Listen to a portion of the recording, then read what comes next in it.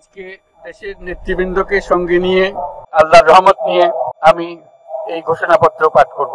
অভ্যুত্থানের শহীদরা জাতীয় বীর, আইনি সুরক্ষা পাচ্ছে ছাত্র জনতা।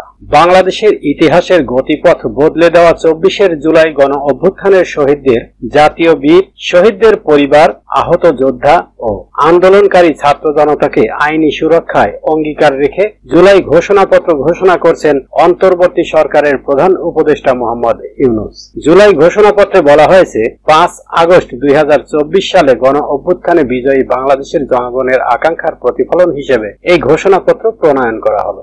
1 বছর আগে আওয়ামী লীগ সরকারের পতনের এই দিনে জুলাই অভ্যুত্থান দিবসে মঙ্গলবার বিকাল 5টার কিছু সময় পর জাতীয় সংসদের দক্ষিণ প্লাজায় প্রধান রাজনৈতিক দলগুলোর প্রতিনিধিদের পাশে নিয়ে জুলাই ঘোষণাপত্র পাঠ করেন প্রধান উপদেষ্টা। ঘোষণাপত্রে বলা হয়েছে, বাংলাদেশের জনগণ জুলাই গণ অভ্যুত্থানের সকল শহীদদের জাতীয় বীর হিসেবে ঘোষণা করে শহীদদের পরিবার, আহত যোদ্ধা এবং আন্দোলনকারী ছাত্র জনতাকে প্রয়োজনীয় সকল আইনি সুরক্ষা দেওয়ার অভিপ্রায় ব্যক্ত করেছে। জুলাই ঘোষণাপত্রের সাংবিধানিক স্বীকৃতি দেওয়ার অঙ্গীকারও রয়েছে। বলা হয়েছে, বাংলাদেশের জনগণ এই অভিপ্রায় ব্যক্ত করেছে যে ছাত্র গণ অভ্যুত্থান 2024 উপযুক্ত রাষ্ট্রীয় ও সাংবিধানিক স্বীকৃতি প্রদান করা হবে এবং পরবর্তী নির্বাচনে নির্বাচিত সরকারের সংস্কারকৃত সংবিধানের তফসিলে এ ঘোষণাপত্র সন্নিবেশিত থাকবে। গণ অভ্যুত্থানের বর্ষপূর্তিতে এই ঘটনার ঐতিহাসিক দলিল বা ঘোষণাপত্র পড়ে শোনাতে এদিন বিকাল 5টায় প্রধান উপদেষ্টা জাতীয় সংসদের দক্ষিণ প্লাজার মঞ্চে উপস্থিত হন।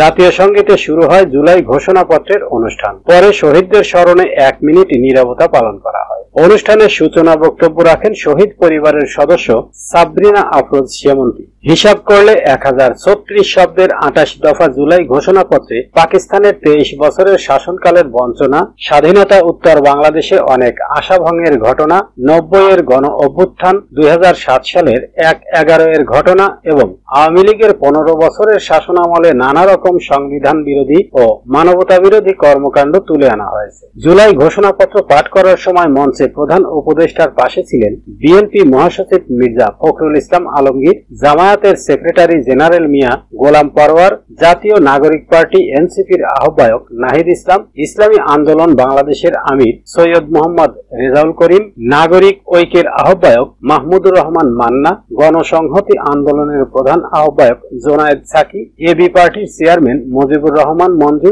জাতীয় গণ সেক্রেটারি সমন্বয়ক টিপু বিশ্বাস, গণ অধিকার পরিষদের সভাপতি নুরুল হক নূর। এছাড়া অনুষ্ঠানে উপস্থিত ছিলেন বিএনপির স্থায়ী কমিটির সদস্য মির্জা আব্বাস, আব্দুল মঈন খান, নজরুল ইসলাম, সালাহ উদ্দিন আহমেদ, জামায়াতে ইসলামের নায়েবে আমির সৈয়দ আব্দুল্লাহ মোহাম্মদ তাহের, সহকারী সেক্রেটারি জেনারেল রফিকুল ইসলাম খান, নাগরিক ঐক্যের সাধারণ সম্পাদক শহীদ উল্লাহ কায়সার, জাতীয় নাগরিক পার্টির সদস্য সচিব আক্তার হোসেন, খেলাফত মজলিসের মহাসচিব আহমেদ আব্দুল কাদের, জেএসডির সহসভাপতি তানিয়া রব, সাধারণ সম্পাদক শহীদ উদ্দিন মোহাম্মদ স্বপন, গণফোরামের সাধারণ সম্পাদক মিজানুর রহমান, এলডিপির শাহাদত হোসেন সেলিম।